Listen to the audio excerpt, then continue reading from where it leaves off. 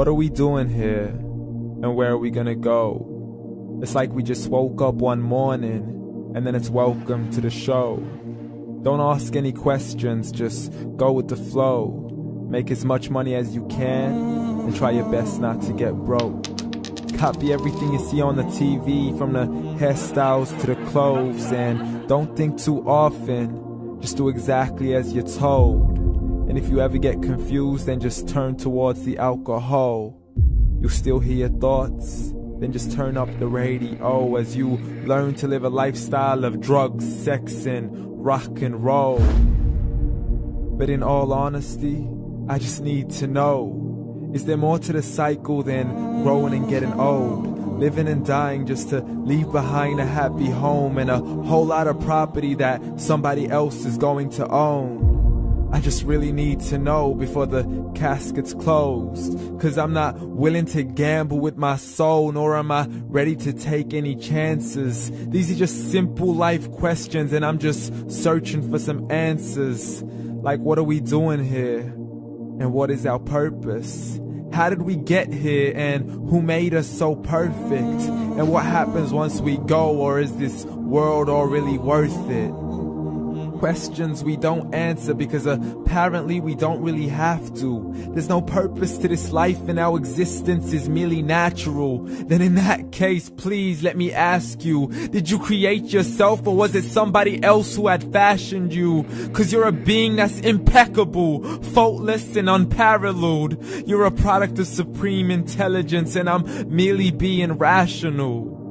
For there isn't a camera on this earth that can come close to the human eye, nor a computer that can compete alongside the human mind. And if the whole world was to come together, we wouldn't be able to create a single fly.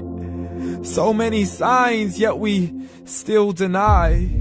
As science tries to justify that all this could come from none, when it's a simple sum. 0 plus 0 plus 0 cannot possibly ever give you 1.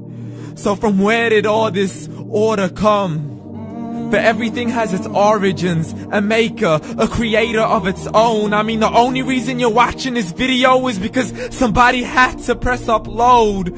So we can believe in the Big Bang, but I'd rather believe in He who caused it to explode. Allah, the creator of everything along with every single soul. The ever-living, the master, the only one who is in control. Unlike his creation, beyond our imagination. And no, he's not a man, nor does he have any partners in association. He's on his own. And no, he did not ever leave us alone. Just like every manufacturer, he left us with an instruction manual. The Quran and Islam, and I'm sorry to jump to conclusions, but it's the only one possible. The only definition of God is the one and only supreme being. It's logical, a book with 0 contradictions, with miracles that are both scientific and historical, all revealed over 1400 years ago.